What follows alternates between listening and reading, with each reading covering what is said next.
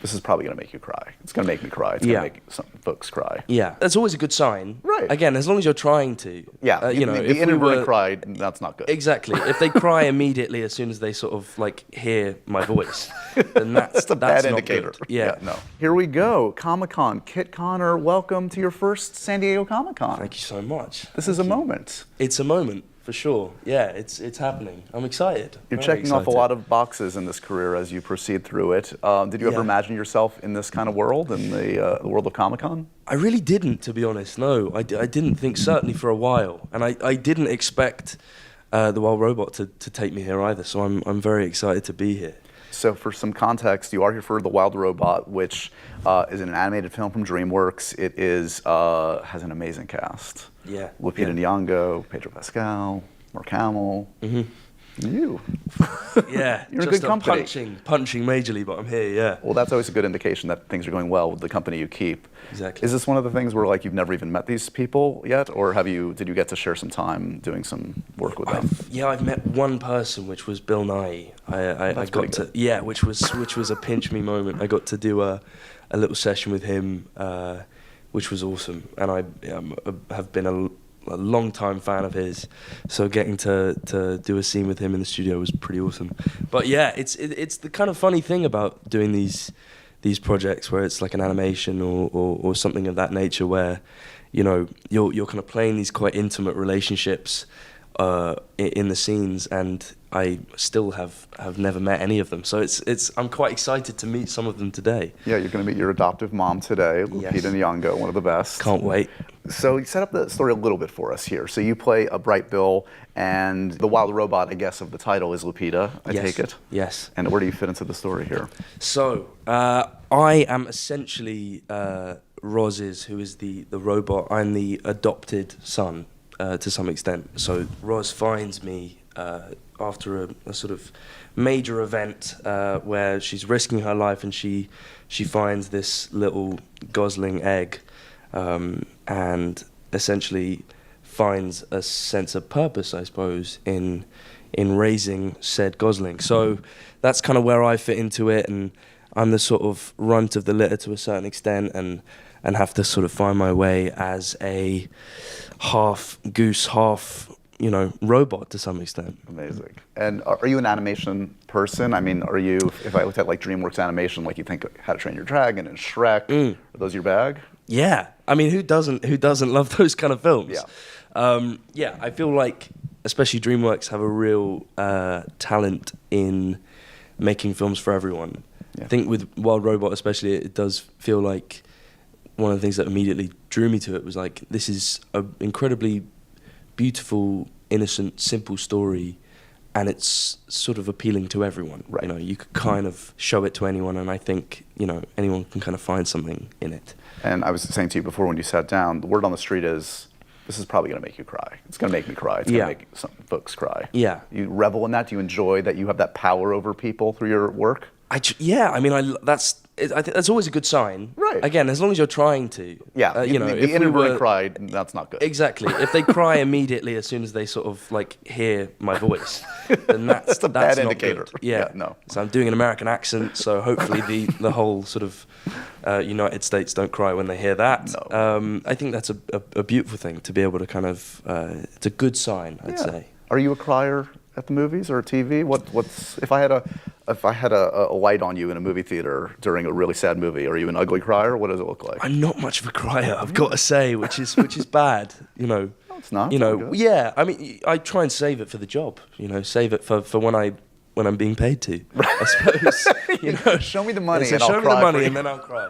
No, I'm not much. I get very moved by things. Right. I get very moved by things, but I'm not much of a crier, which. People say that you kind of go through phases, though. Yeah. Some people kind of go through a couple of months where they just sob their heart out. Right. So I'm looking forward to that. Maybe by the end of this interview, it'll start the next year of crying for you. Exactly. Well, I have that effect on people. Yes, exactly. It's a good way to start the day. Yeah. I'm not being interviewed by you for the rest of the day, so I'll just be crying. Right, exactly. I appreciate the twist you had there. Yeah. You mentioned the accent. Is that tough? Is that what's your touchstone to? Are you like watching Kardashians, Friends reruns? Like, how do you get into your American zone? That's a good question. I think for British people it can sometimes be slightly easier because I don't want to like say this too much and then people watch it and be like, you're wrong. But I think generally, as a Brit, you kind of grow up watching a lot of American media and just people speaking American.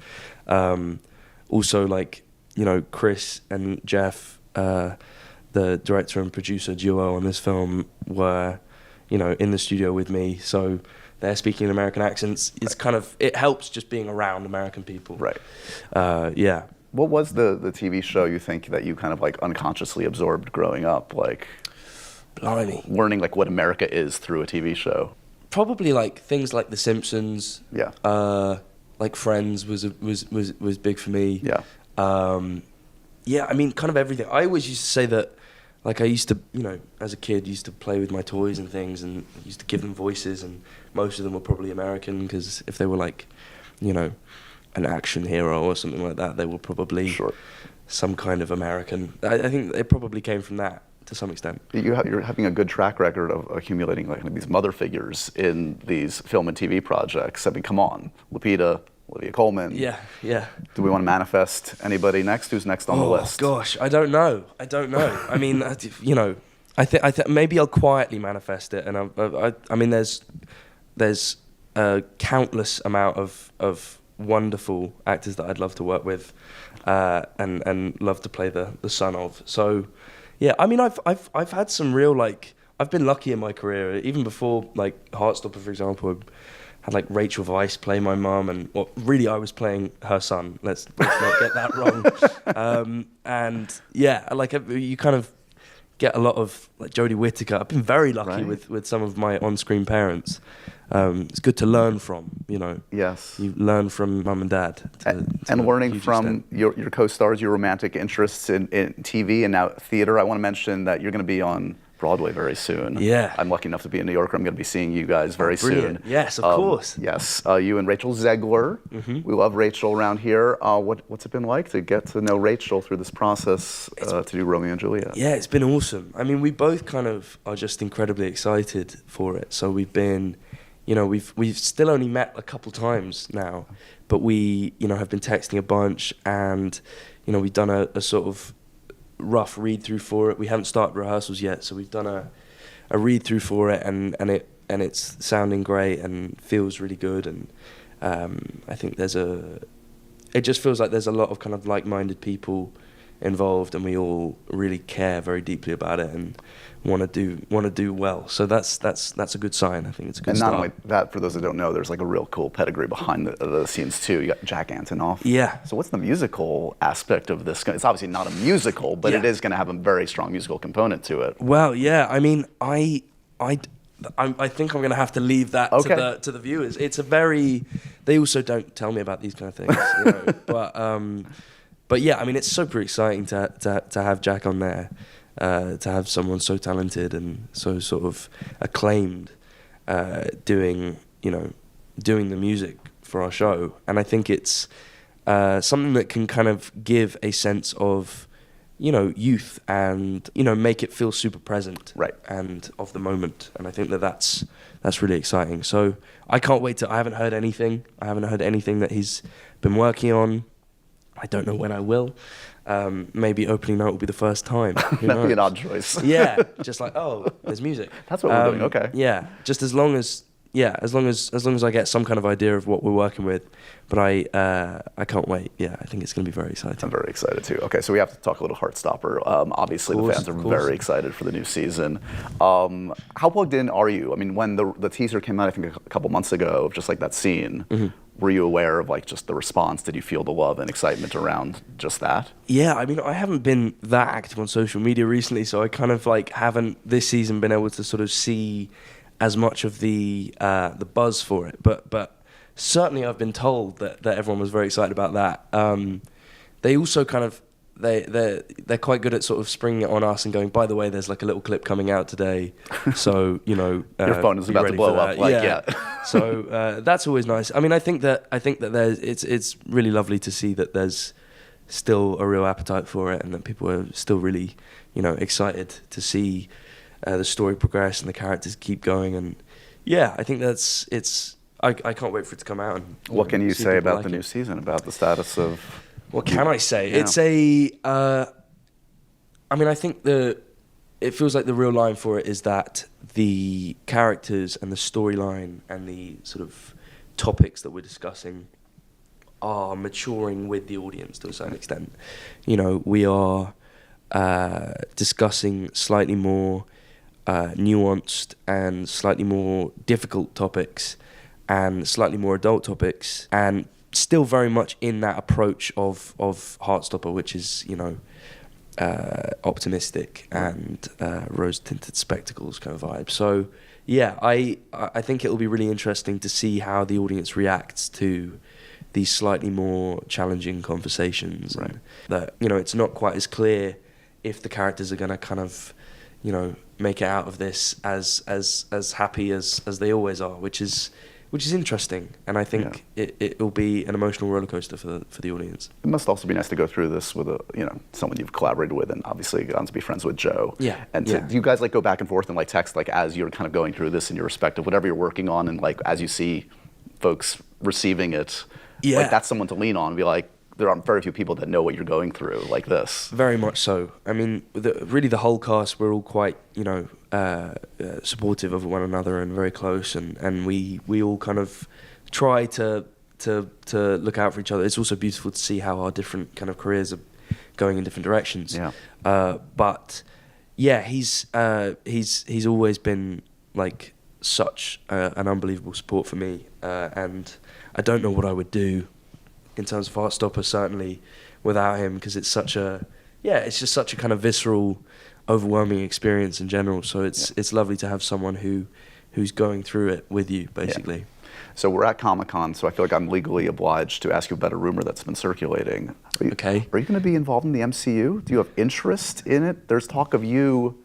I don't even know this character. My friend did send me this rumor. Yeah, I'm not that I know of. Definitely not. Do you then Google, go on Wikipedia, and be like, "What's that character?" Yeah. Well, I mean, my friend Joe is very heavily involved in Marvel and has a very exciting project coming up.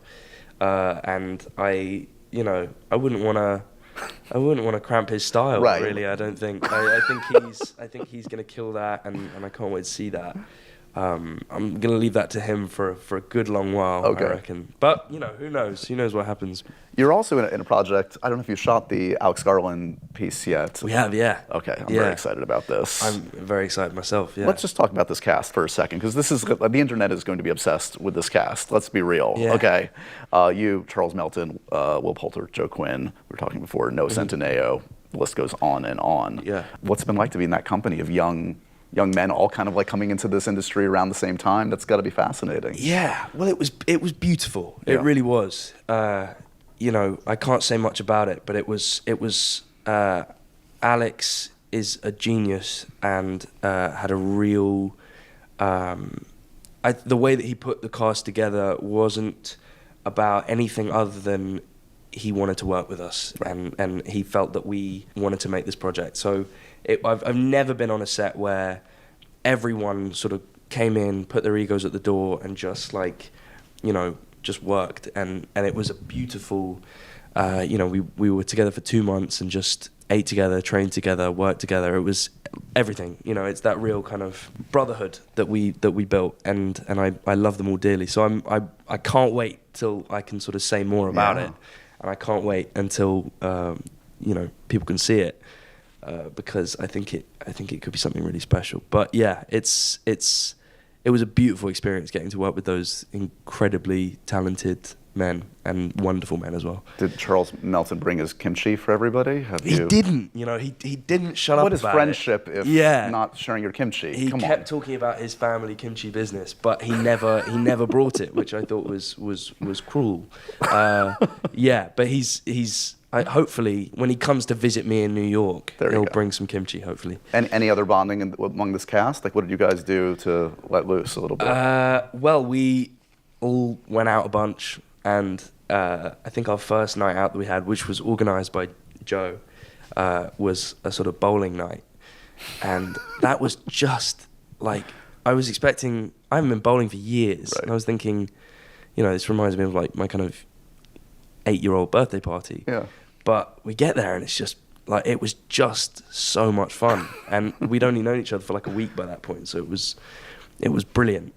We really, I was expecting maybe for it to take a good few weeks before we were that close. I'd say within 3-4 days, we were already like, I love you. It was genuinely like, it was like the last day of shooting was very emotional. Yeah. Who won bowling night? Who got the best score? I think it wasn't Charles. I think it might have been Will. Bolter, yeah. Yeah, he's a very big boy. Yeah, he's a very dude. big boy, and he's got kind of some in real shape. power. Yeah, he's got biceps the size of my arm, my head. Sorry. So, he's. I think he might have taken it home. Yeah. Kit, it's been a pleasure. So much cool stuff happening for you. Enjoy your first Comic-Con, man. Thank you so much.